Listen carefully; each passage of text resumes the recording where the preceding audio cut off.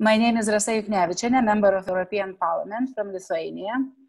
Welcome, dear colleagues and participants. Thank you for joining us. Counteracting Historical Disinformation. How history narratives are used in propaganda and disinformation. This is the title of our meeting. And this is the first online meeting organized by Informal Group of members of European Parliament on European Remembrance. The pandemic, of course, affected our lives very much. We had to cancel a number of planned events of the group. On the other hand, the quarantine has encouraged us to start using innovative IT solutions. Few organizational aspects before we start. Your microphones are now switched off until you are given the floor. This will help us to avoid echo and any background noises. If you would like to give a question to our speakers, please either raise your hand using the raise your hand button on your screens. You have to see them. You see them. Or write your questions in the chat window. Written questions will be visible for everyone. Shortly, about the goals of our remembrance group. The main goal is to achieve more clear direction of EU policy towards our own different historic experiences, as well as to contain the efforts to rewrite the history. History in the hands of leaders of aggressive countries becomes a weapon. Russia rewrites the history of the World War II so that it could legitimize current aggressive actions. We in the European Parliament have to find a common ground so that in Europe our complex and difficult history would not be a tool for fighting, but a basis for our common future. When the European Parliament adopted this resolution on European remembrance in September last year, we saw not only angry reaction of officials in the Kremlin, but also attacks on member states, Poland, first of all. It is clear that history plays a big role in the Russian hybrid war against its neighbors and European democracies. Is it a completely separate disinformation strand? Or is it complementary to other disinformation and hybrid measures? What are the goals of these measures? Maybe we may have some answers, but it is always good to hear the experts. Today we have two guests who will share their insights on how history narratives are used in propaganda and disinformation campaigns, and also in our days. Mr. Oliver RENTSCHLER, who was not able, as I was informed, to join us via Zoom. So he will join us via mobile phone and we will hear him. He is Director of European External Action Service, Directorate for Interinstitutional Relations, very complicated titles. Policy coordination and public diplomacy, and Mr. David Stulik, who is, you can see him, a senior analyst of Czech think tank, European Value Center for Security Policy. Their presentations will be followed by Q&A sessions, so I encourage you to use this opportunity to give your questions to our speakers. Are we ready to invite Mr. RENTSCHLER? Somebody have to tell me, is he ready? I am ready if you are ready. Allow. And I indeed start with an apology for the technical hiccup, and will also have to say that I will unfortunately not be able to see the chat window and the questions, so if those could at the end be formulated in real life, so to speak, that would be great. But I would like to thank you, first of all, for this invitation to discuss the matters you just outlined with you, but also to thank you for the continuous support of the European Parliament in general, but also the members of this group in particular for the work of the EEAS, what we're doing in challenging disinformation and to fulfill our mandate from the European Council really very much depends on your support, and we feel we have that. So I would start with this message of thank you. And I also think, as you mentioned, now these days the agendas have been a bit shattered. We can only have this meeting virtual, but I think it is important to have it because this information definitely doesn't stop because of COVID-19, and it's basically the opposite. It thrives. All those that are out there to seek to manipulate information space in our societies, to polarize, they have a field day. They are really exploiting this also to some degree or large degree, and pro-Kremlin media first and foremost, as you can also see in our reports and on our website. And these days, it's clearly COVID-19 that is the center of disinformation campaigns. But we have also seen, and that's when we come to the subject of our meeting, the continuation and the renewal of disinformation messages about World War II. We could see this in relation to the removal of the Konev statue in Prague, which I'm sure our next speaker will expand on more. And we've also seen, of course, that the commemorative events that were planned, Victory Day, 9th of May in Moscow, they had to be postponed because of the pandemic. But this is only a postponement. The campaign of historical revisionism is certainly to come back after summer when the new date for the parade and so on will be defined. So the subject is definitely not going away, and I think it's a good moment to share the findings that our experts in the Stratcom Task Force East have unearthed, so to speak, when it comes to this phenomenon of historical revisionism, and to discuss also how to relate to it. I think that's also a question that you brought up, what to do about it. And of course, when discussing it, and you've also mentioned this, it's a sensitive issue. Everything regarding the history around the World War II is per se of extreme sensitivity for and between states, and of course we need to always be also mindful of the unspeakable suffering it brought and the lives lost with the heaviest toll, as we know, in the then USSR. But still, I think it's striking to see the evolvement of the official narrative on the history of World War II over the years in Russia itself, including even a deviation from earlier positions which clearly revealed and condemned events like the Ribbentrop-Molotov Pact or the Katyn massacre. It is a bit politicians taking over from historians, giving this a new and different narrative. So I think it's good to share our lecture of this. I would start by giving you an overview of our findings, specific examples of which you will also find documented on our website, and then also discuss or propose ways, at least, how we could react to it. So, and you've also mentioned, and I would also start by saying this, that this phenomenon of historical revisionism is an element, among others, in the wider array of disinformation efforts, and has been for some time now. And COVID is now the latest example. Migration at the time could be it, vaccination. I mean, so many facets. But it is also more than just another subject in the disinformation toolbox. It's rationale, and the expressions of it are quite genuine and go beyond the classic disinformation logic. So it's part of a hybrid effort, as also again already mentioned by you. So when we first observed this, these narratives coming up, I mean, this was, at least in an excessive form, done to justify at the time the illegal annexation of Crimea and the aggression in eastern Ukraine. when at the time Ukrainian statehood was degraded and the existence of Ukrainians as a nation outside the Russian cultural space was questioned as such.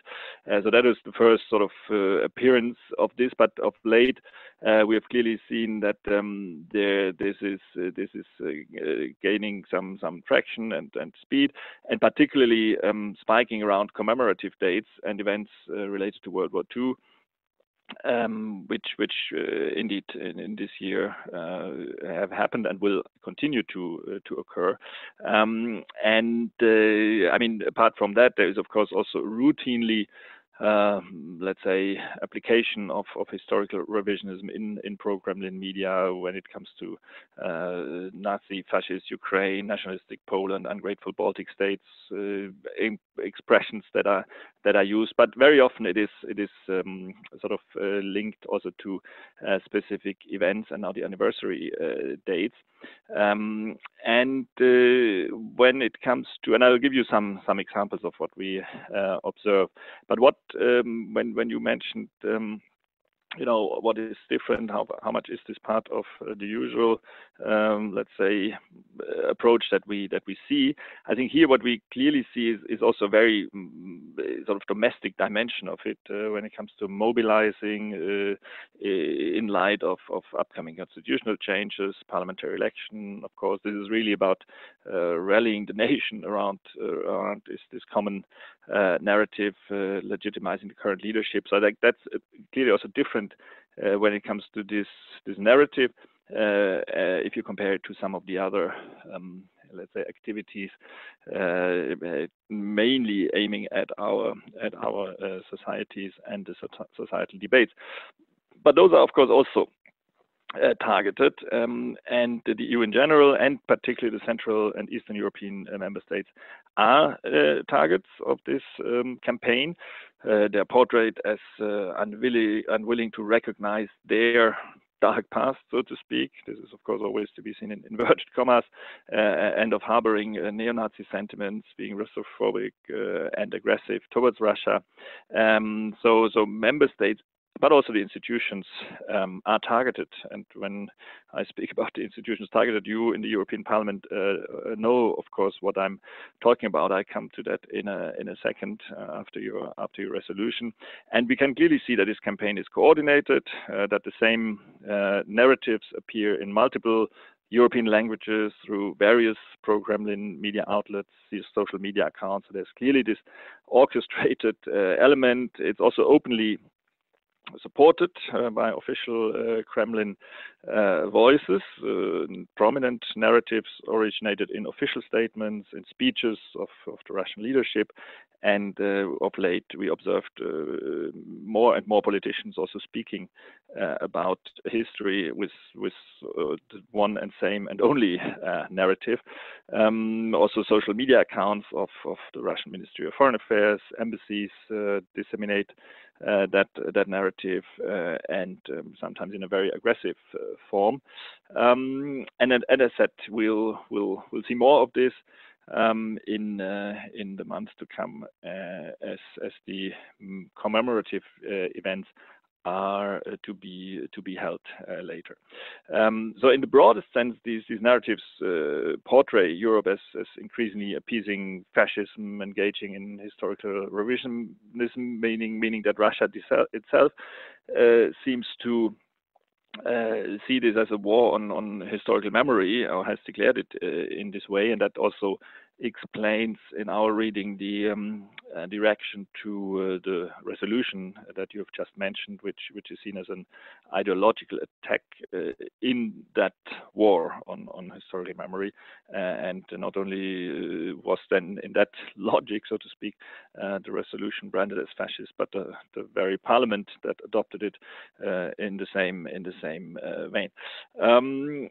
So, and another let's say element of this information around the resolution was, for example, that this was a plot by Eastern European countries to poison relations between old Europe and Russia, and there is this, and then we recognize, in that moment we recognize classical pro-Kremlin disinformation, the element of discrediting, isolating member states, splitting, and so on. And Poland in particular was consciously and carefully selected as the main target of such historical revisionism, and so to speak, systematically portrayed as the culprit of World War II and whitewasher of Nazi crimes, and so on and so on.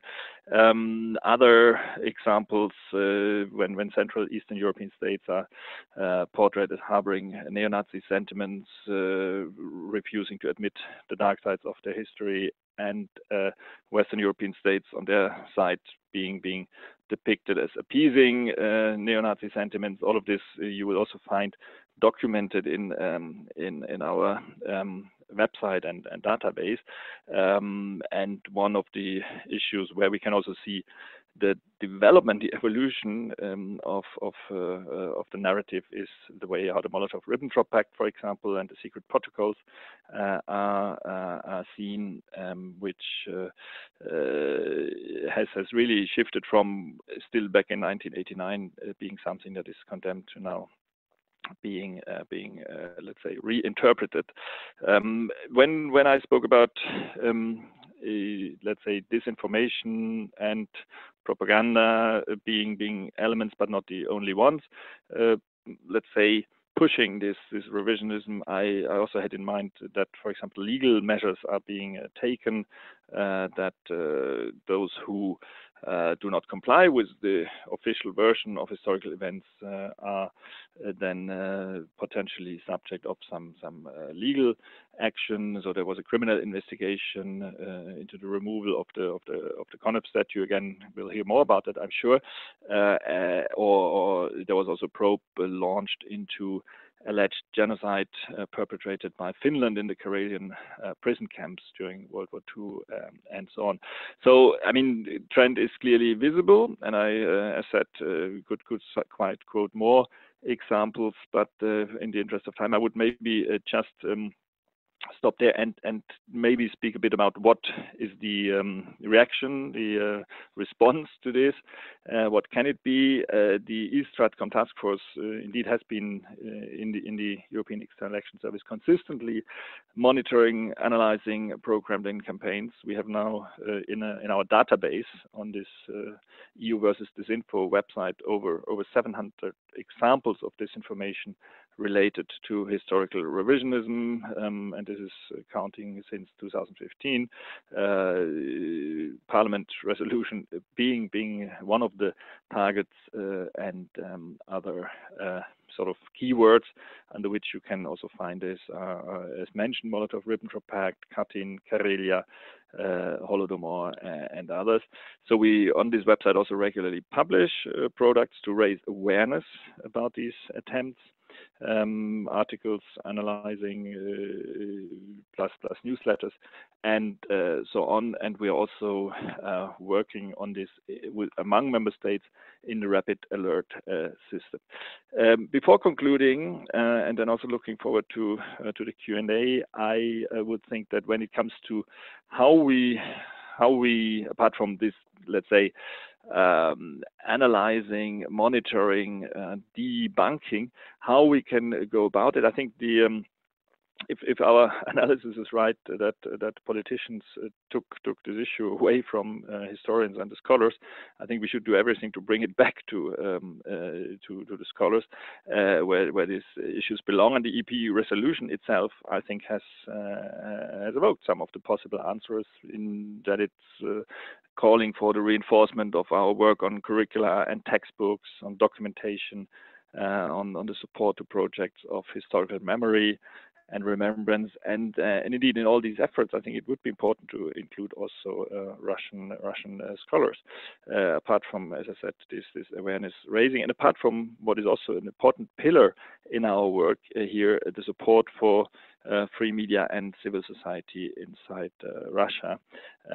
Independent investigative journalism, open debate, they are vital for the countering of these narratives, more generally disinformation, but also this one on historical revisionism. So that is my let's say overview.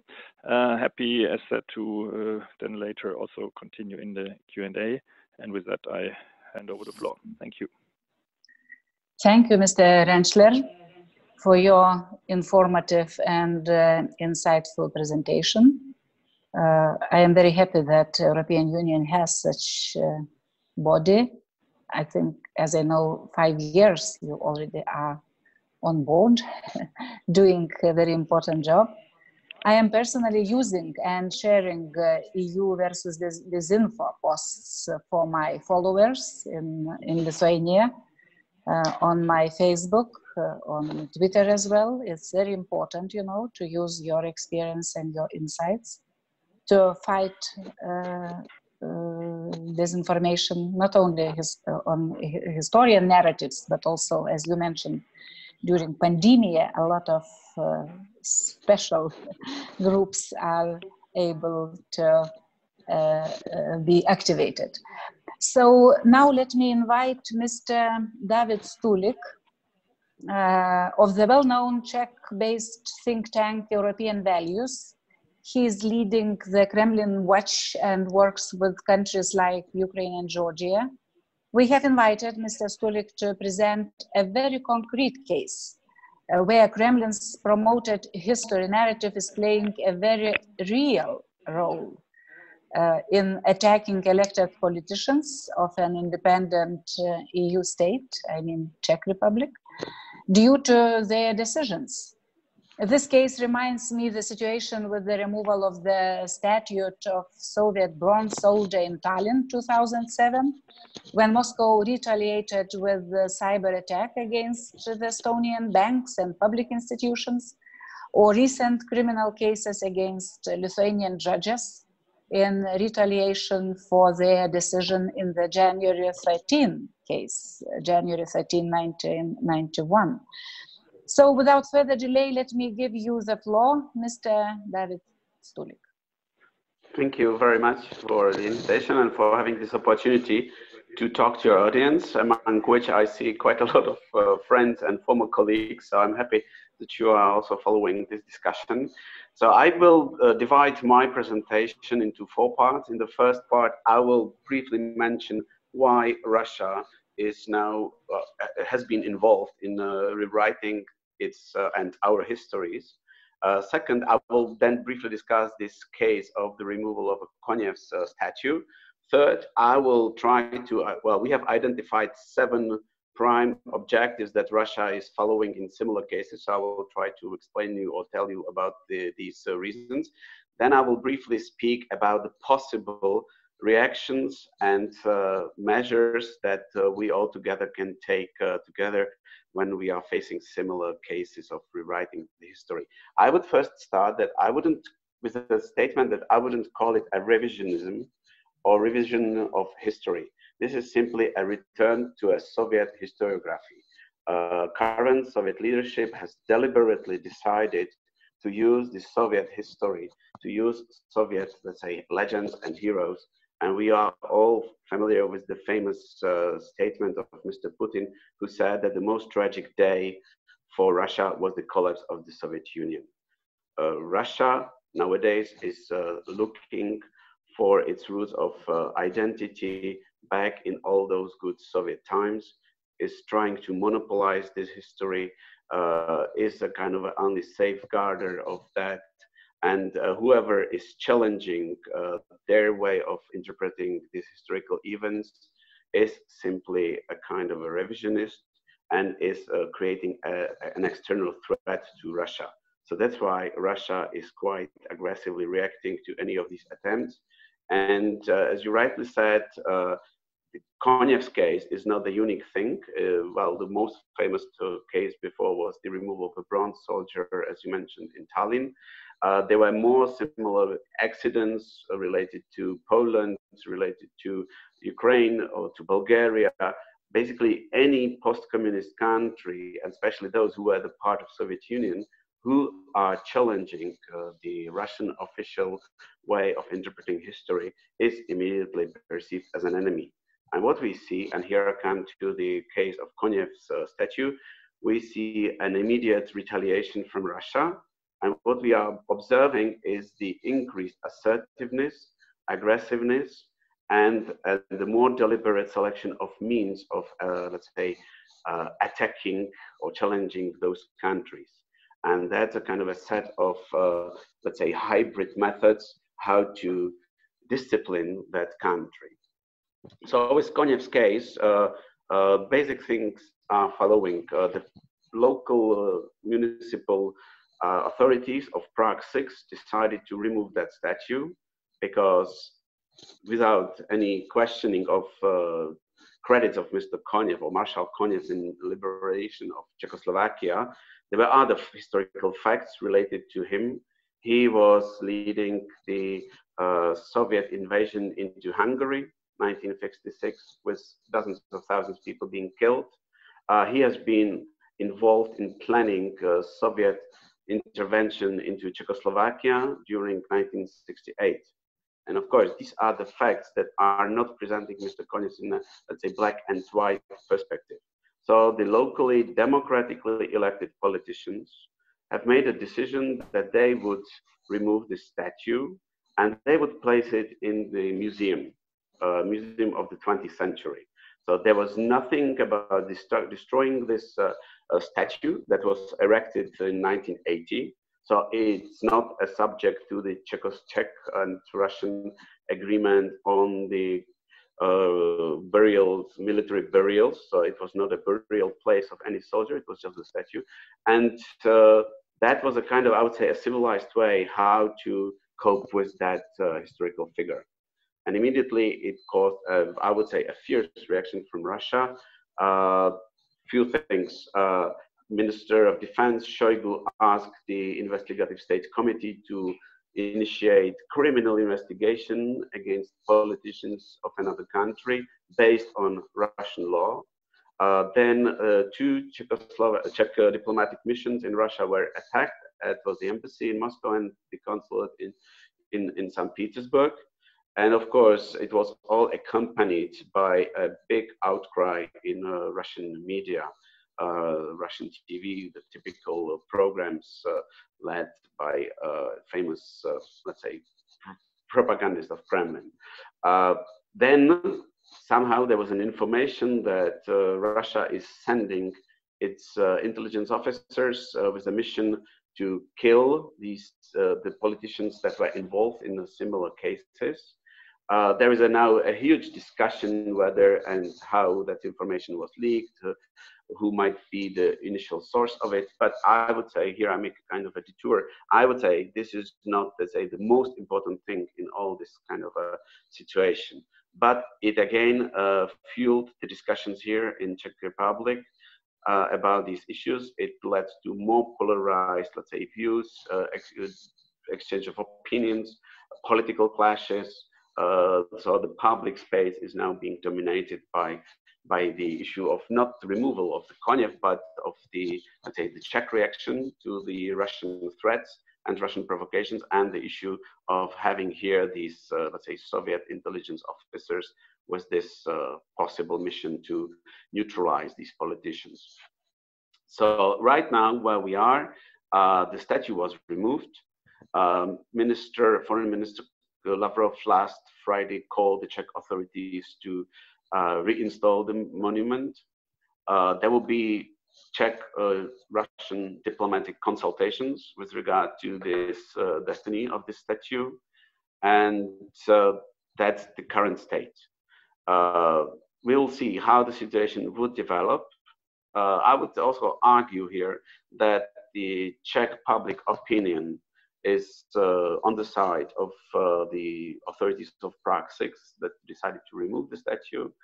That here in the Czech Republic, our media are providing, I would say, quite a pluralistic picture of views and different, let's say, historical facts. So thanks God, we here have this kind of a healthy debate about similar personalities, persons, and these historical processes, because recently we also marked the end of the Second World War and the Prague uprising that started on the 5th of May, 1945.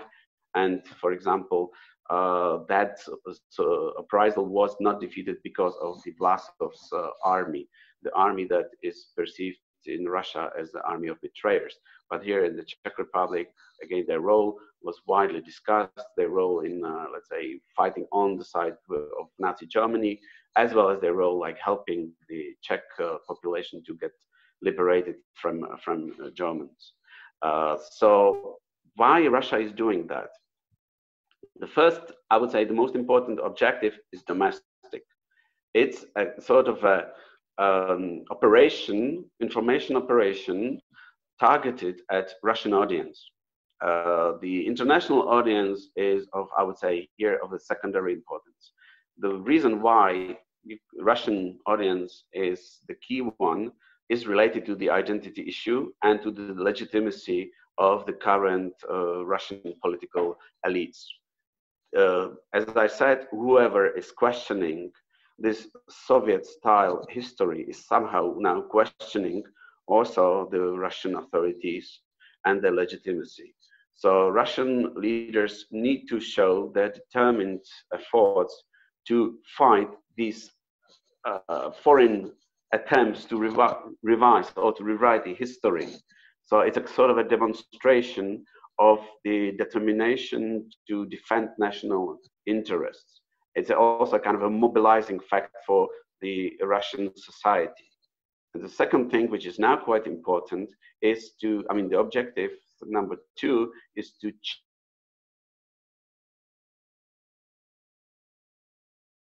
from domestic problems and domestic issues to similar, let's say, international aspects.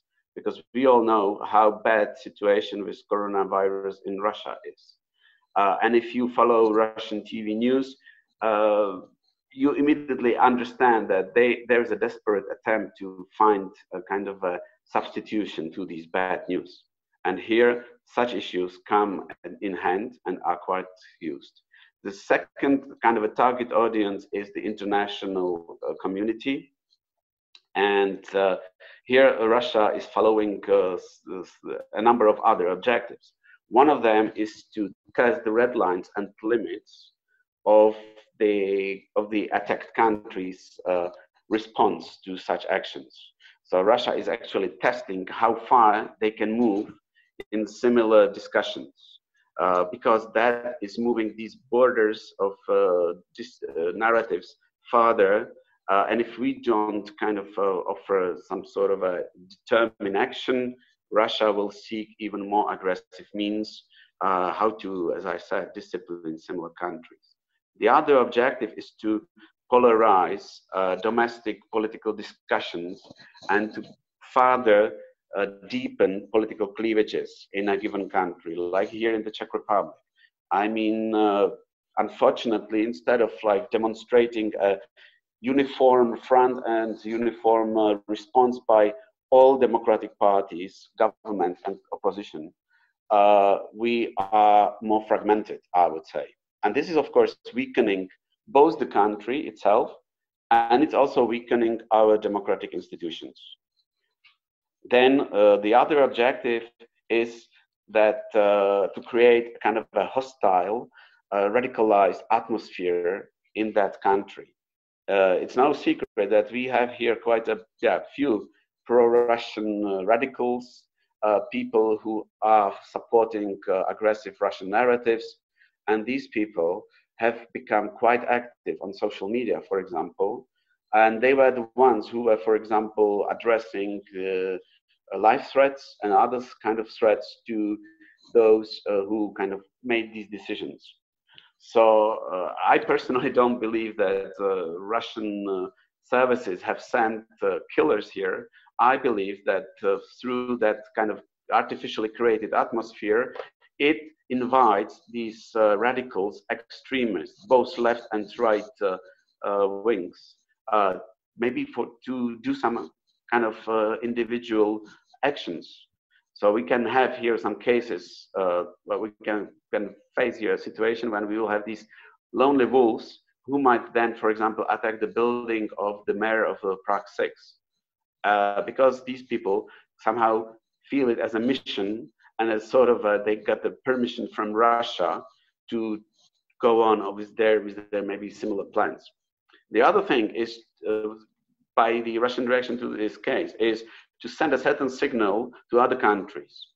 It's a sort of a preempting message, because once these politicians were put on Russia's, let's say, wanted list, because they are criminally persecuted and investigated in Russia, these politicians now might have problems when crossing the borders, not within the EU or Schengen zone, but maybe when they want to go for holidays to countries like Turkey, Egypt, and a few others.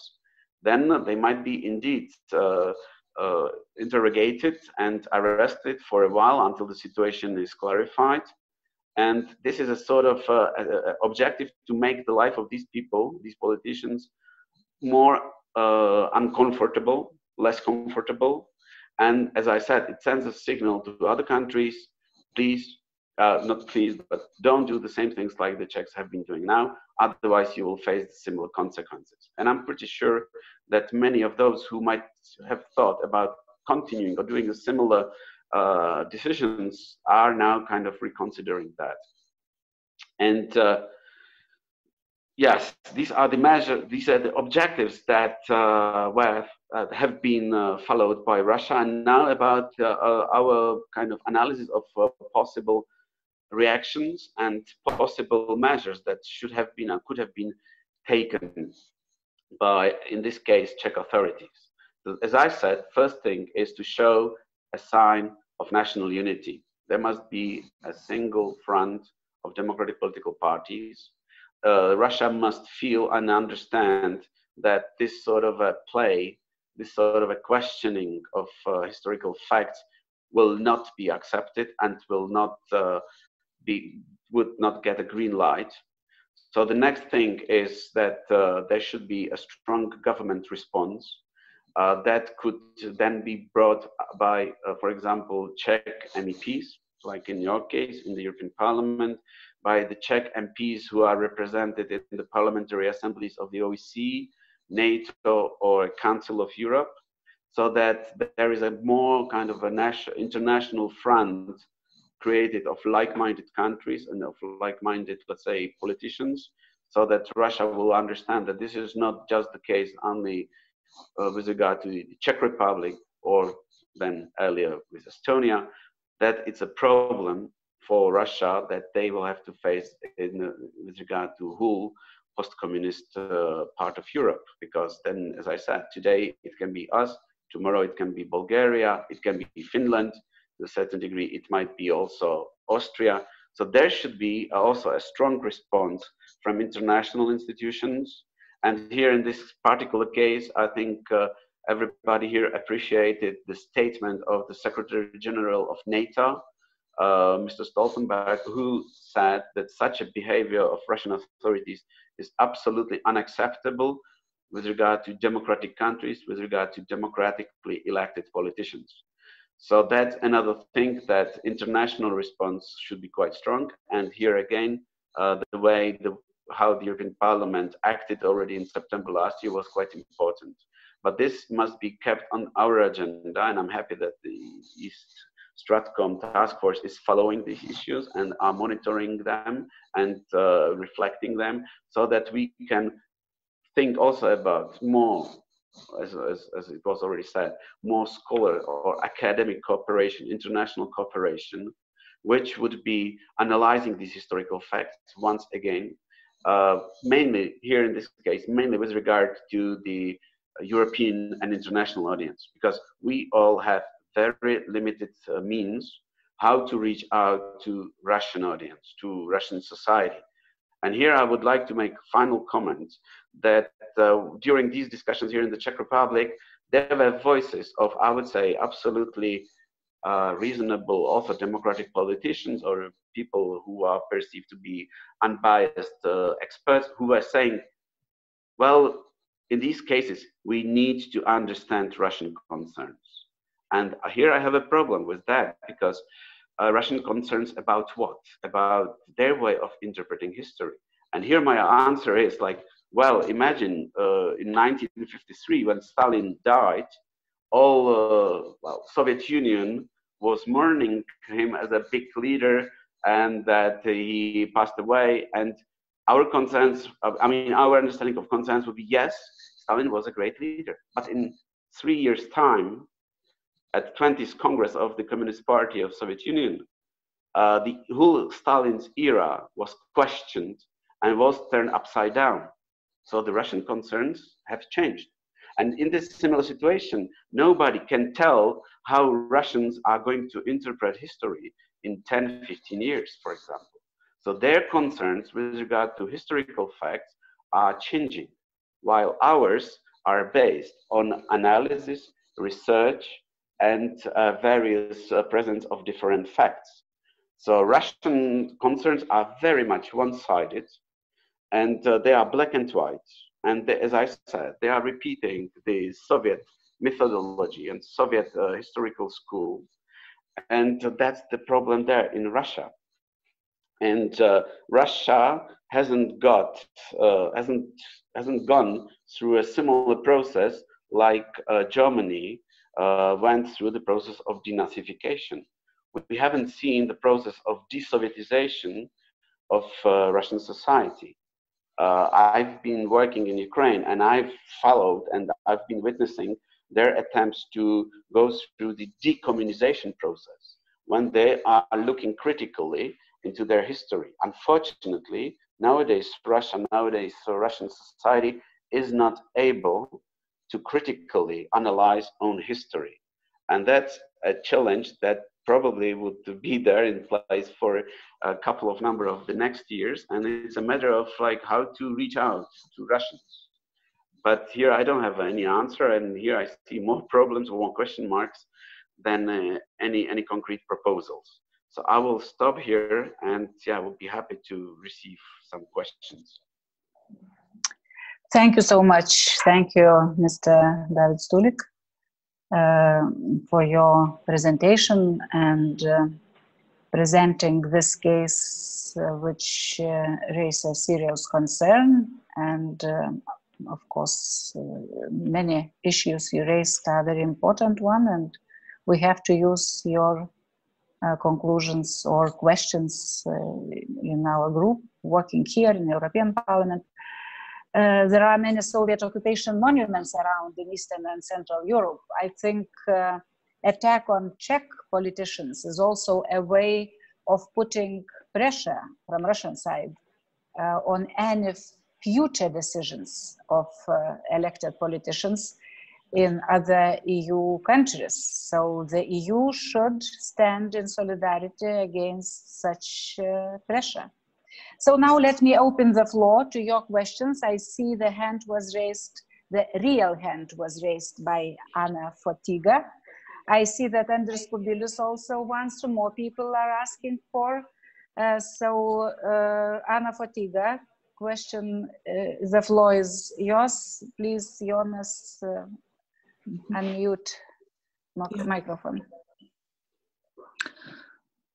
Thank you. Good afternoon, colleagues. Good afternoon, Rasa. Thank you very much indeed for this event. Extremely interesting. Both presentations I consider really very, very, very informative and interesting. Of course, I know about the issue of removing the statue of Konev to the museum. And I think that Russian reaction was something requiring our very unified action. I know there is some problem within European Parliament. We are focused on most urgent issues, but this case, I think we have to find a way to jointly ask for resolution on this statement by European Parliament, like we had it in September about events relating to Czech Republic, to Prague, is extremely important. Of course, we have to put it in broader picture. Yes, my country was, after September resolution, we were very carefully selected as target for many reasons. It's not time to speak about this. I think that our reaction now after this Czech event is extremely important. We should be very unified as well externally. Mr. Stulik is right. It should be also big work done internally within the Czech Republic, but surely countries of Central and Eastern Europe, but whole Western society should be very, very firm in reacting to this, taking into account Russian national security strategy and whole narrative to legitimize current authorities. It is extremely important. Thank you. Dear colleagues, thank you very much. So I prefer to collect 3 questions. 3 members of the European Parliament are asking. Anna already asked, Andrius, Kubilius, and Hermann Tertsch will be afterwards. So 3 of you will give your interventions, and then we will ask our speakers to answer. Is it okay? So Andrius, floor is yours. Yeah, okay.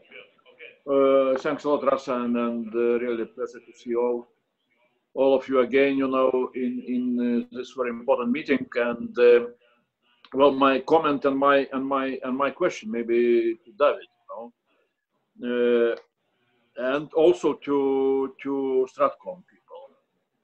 First of all, of course, there is nothing new in Moscow Kremlin reaction towards history. We know their position, we know their attitude, and everything is very clear. You know, we can see Tallinn, we can see Prague now, and Putin becoming historian after you know, European Parliament resolution was adopted. That is nothing new. Of course, there are different Russian intellectuals who have different views. We had with Rasa a very interesting conversation via Zoom, and then perhaps it's possible to find either on our Facebook or somewhere in YouTube with Andrei Larionov, very famous Russian you know, expert and former advisor to Putin, and he has totally different view, and he considers that every time when Putin is trying to explain histories and especially explaining the history about some regions, then Kremlin military attack is following. So that was happening with Georgia, that was happening with Ukraine. Now I don't know if Poland or Czech Republic is you know, who is next target, but that's something which I am not going to speak about that. What we need to see really, what is new in recent developments, that it's not only the question anymore about disinformation. It's not only the question of disinformation challenge. It's not only some kind of theoretical discussion on how we understand the history and why in Kremlin they have different view. Really, what is important that if to all those disinformation challenges coming from Kremlin, we can use Stratcom, we can use our strategic communication and things like that. Now we see that Prague events at least are starting to show that Kremlin is ready not only to use disinformation instruments, but also physical force and threats, what David explained in a very clear way. And that is definitely my question. So David proposed some things which we need to start to use, but I would suggest to think about something like almost automatic response from EU side, which we need to establish. Because as we see from Kremlin side, really they are establishing some kind of political and legal instruments, how they will react to what they call, a wrong history explanation. They are going to penalized by criminal, cases and so on. So all of us, we need to be ready that, we shall have something to do with Russian legal authorities or Europol or something like that. But from our side, we are just discussing how to make something like resolutions in European Parliament, which are very important, but I am not so sure if that is enough.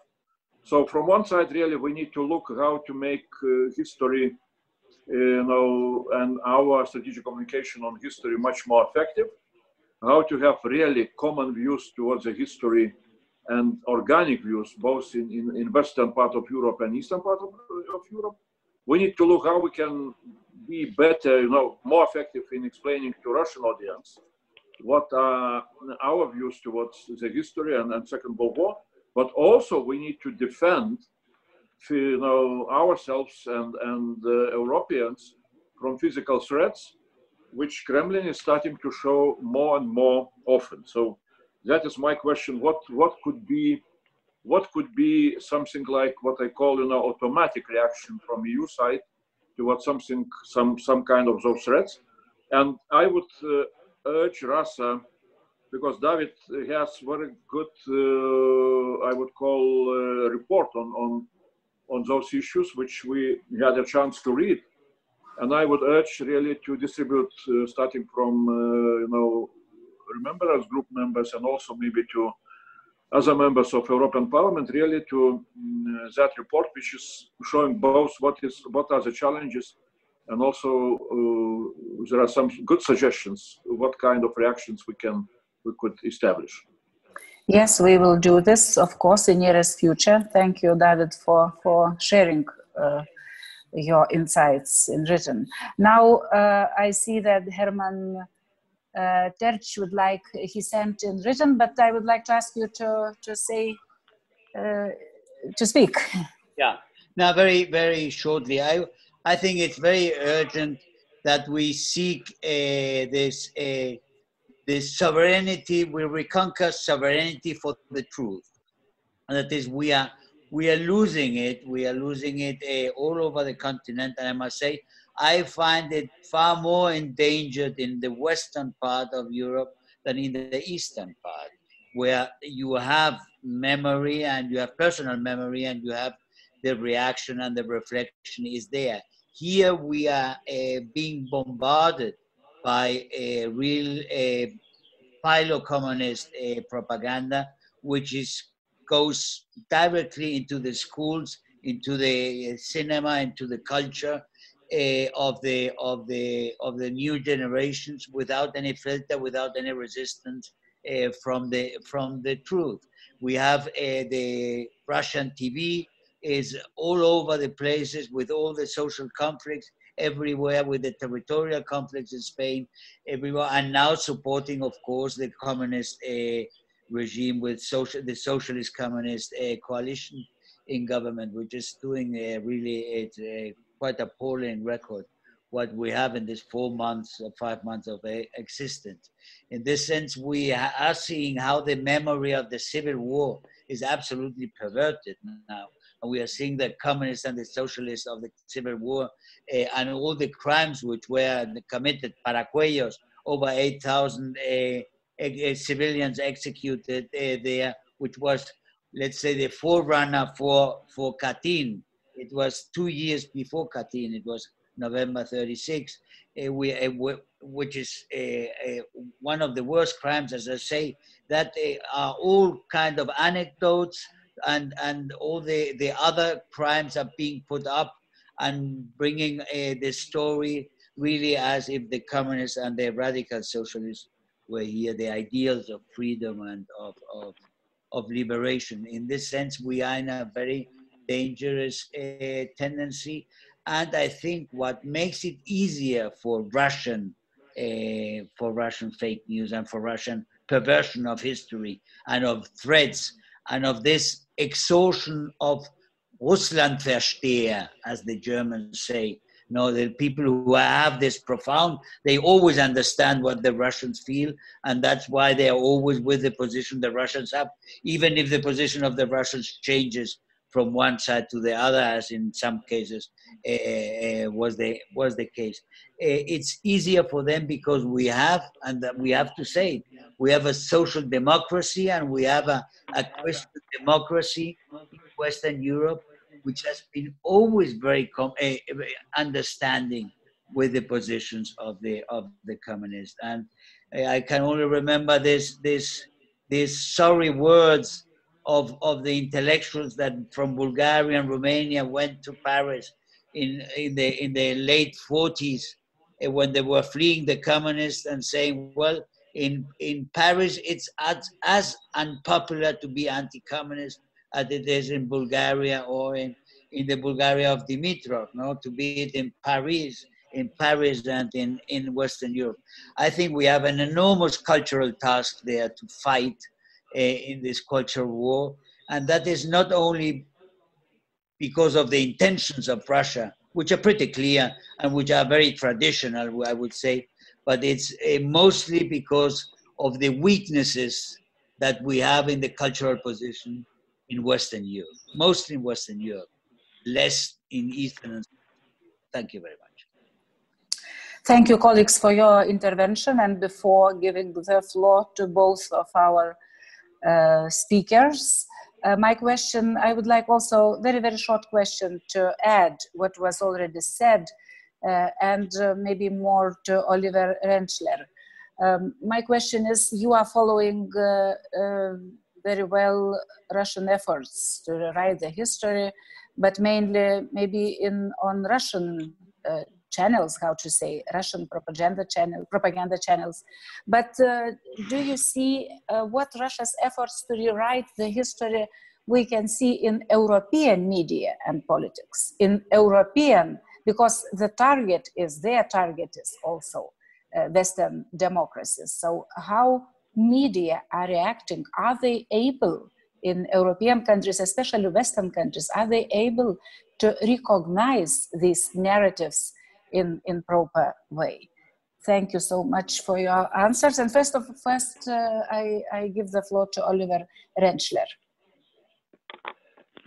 Okay, thanks a lot for those questions and comments. I would start by sort of the assertion also made, I think, by David. This nothing new. It's not revision. It's return. I mean, to some degree, yes. To some degree, also no. There is a bit of an evolution, clearly. And if we say rewrite or return to what there was, I mean, we could see that towards the let's say end of the 80s, there was a clear recognition still at the time, and there was a resolution even of the Congress of the People's Deputies of the Soviet Union in 1989, not to be forgotten, which on issues like Ribbentrop, Molotov, and Katyn were quite explicit. Then, of course, also always reflecting on the overall state of EU-Russia relations to some degree. Things evolved, and they're now sort of in a new phase. I think that's I think clearly visible. And as was also said, yes, mostly domestic, but obviously also aiming at our societies when it comes to the narrative. And there, starting with also the last question, how does this resonate? I mean, I asked this question also, Joel. We don't have full-fledged figures, but it's not. I think it's not resonating very broadly. This kind of, and of course, the attempts are there. There are also language versions. They are aiming for let's say, audiences outside Russia, and let's not forget, of course, not only European Union but also our Eastern neighborhood, our Eastern Partnership partners, and namely Ukraine, are in the let's say on the radar here. But I would let's say indeed say and share this analysis that this is still more on the let's say, domestic audience still, and that was also mentioned, absolutely necessary to not even let this within the societies, but also between the member states, become an issue of division. And that is, I think, why it's so important that the East Stratcom Task Force does its work. It doesn't let anyone stand there alone. This is, let's say, a joint effort, the results of which this joint analysis is also then discussed. We have this, I mentioned it briefly, the rapid alert system, which is where member states exchange their concerns, their observations. They also draw conclusions, and I think that is an extremely important element in all this, so the togetherness in analyzing and also drawing the right kind of conclusions. And maybe one comment still on this issue of, yes, how do we react? We need common views, organic, our own. I think whenever it comes to developing, so to speak, a counter narrative, that's one where I would personally be of the opinion that there's nothing more, let's say, stable and reliable than sticking to facts, continuous stating the historical facts, keeping it out of the political sphere, leaving it to really the experts, and indeed that's why some of the issues that I mentioned also in your meaning EP resolution are showing the right way. Over from me. Thank you, David. Floor is yours. I would say, that was already mentioned by Mr. Kubilius, that there are also Russian experts, Russian historians who are providing a balanced picture. For example, I read a couple of years ago a book, History of Russia, by Professor Andrei Zubov, who was a professor of the Moscow Institute of International Relations. And his 3 volumes book is a wonderful piece of reading for those who want to understand Russian history as such, and to understand Russian tendencies in Russia. So these are exactly the people who should be targeted or who should be approached, and who could be also the messengers towards the EU audience or European audience, because they provide absolutely different historical perspective and narrative of their own history. Yeah, and it's absolutely right that we have a challenge to work with the Western democracies audience. Yes, the problem is that communism has been praised for decades in Western Europe by different, let's say, left-wing parties and intellectuals as an alternative to capitalism. So that, again, the presentation of communism was done in a very selective way. And here what we should also keep in mind, that the history of Eastern Europe is a history of Europe. It's an integral part of the history of the European nations. So that's why the audience also in Western Europe should understand, should try to realize it's also part of their history. And here maybe a little bit of self-criticism of Central and Eastern European countries. When we are discussing these issues with our colleagues, let's say from the old member states or from the Western democracies, Western countries, we are often caught by emotions, but they are absolutely well understood, because there was a lot of sacrifice, lots of pain, lots of death in our history related to these issues. So we can't stay calm, and we can't often control our emotions, but we should try to patiently provide our, let's say, partners, our colleagues, our friends, journalists in Western Europe with explanation of these sorts of things. And here again, I would return to that issue that unfortunately Russia didn't go through a similar process like denazification. And that I don't want to draw a parallel what would have happened with Germany if there was no such a process taking place after the Second World War. So that's a major challenge. So again, it's quite important that we all stay united on the European level, because I forgot to mention it. One of the objectives of these Russian attempts is also to alienate the western part of the EU and the part of the EU, Central and Eastern European states.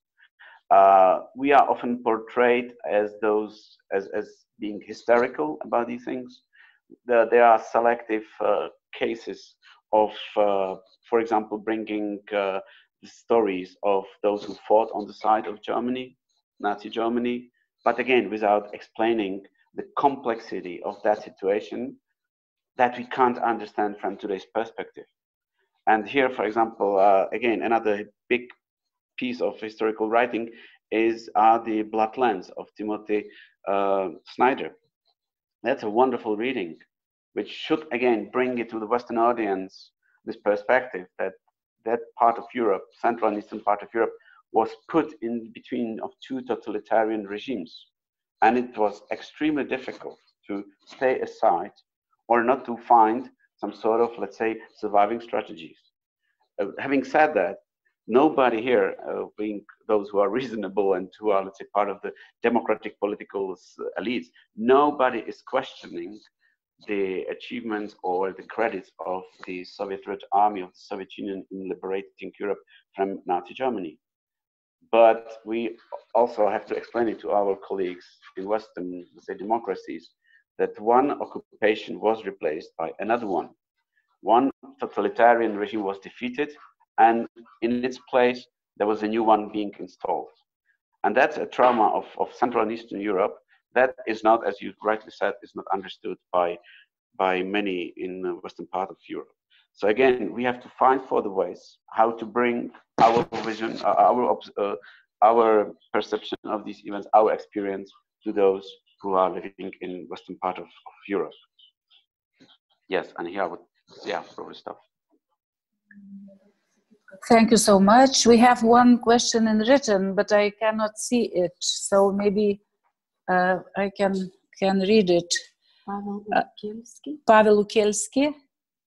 I would like to ask Mr. David Stulik, are there any polls showing whether the recent events changed common Czech perception of history, Russian activities in that field, the role history plays in the contemporary politics, etc.? Did it increase Czech interest in these issues? If yes, what are the main directions of changes, or maybe it's too early to find it out? Can you also once again join and shortly answer the question? Oh yes, I can.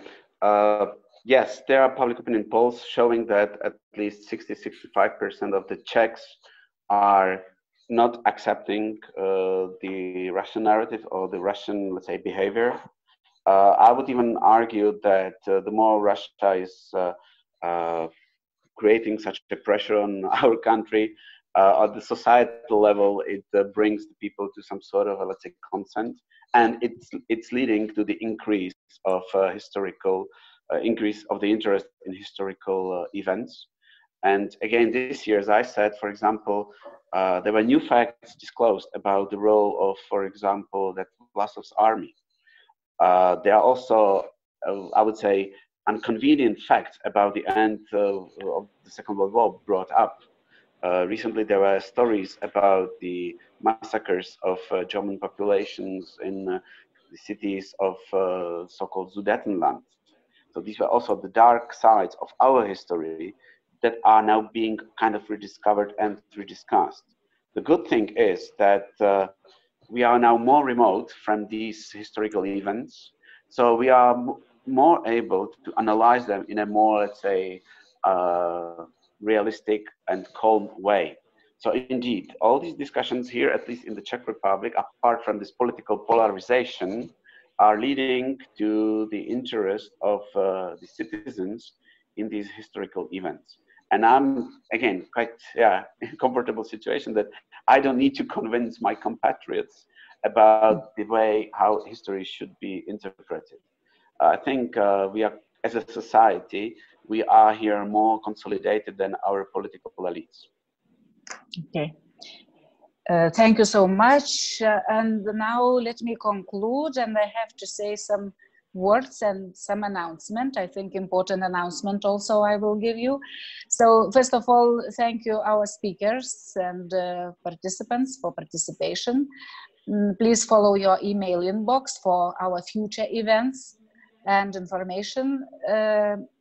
David mentioned before conclusion, saying that about 2 totalitarian regimes. So on Monday, 25th of May.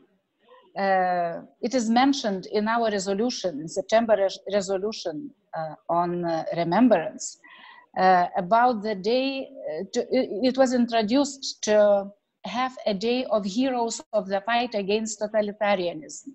So 25th of May, Monday at 12:30 Brussels time, via Zoom, we will speak about the person, Polish hero, the Auschwitz volunteer who was executed by communists.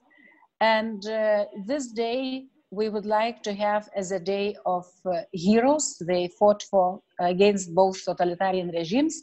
And I think this very informative information, or following the concrete person who was fighting against both totalitarian regimes, I think would help other nations, other people to understand what does it mean, those both totalitarian regimes. So dear colleagues, Anna Fotyga also is the member of European Parliament. We will do this together with the initiative of Anna Fotyga and us Lithuanians. Despite that, this person, I would add a little bit, this person had very different view in 1920, I mean Witold Pilecki, on Lithuanian independent statehood. And he had an idea of to restore the previous statehood of both Lithuania and Poland. Despite that, we Lithuanians, we would like to commemorate this hero in Vilnius as well, and trying to show that the history can be also can unite people from different nations and different countries. So thank you again for your participation, and see you on another meetings, maybe direct meetings, live meetings in Brussels or elsewhere. Thank you so much, and be safe. Thank you. Thank you. Bye.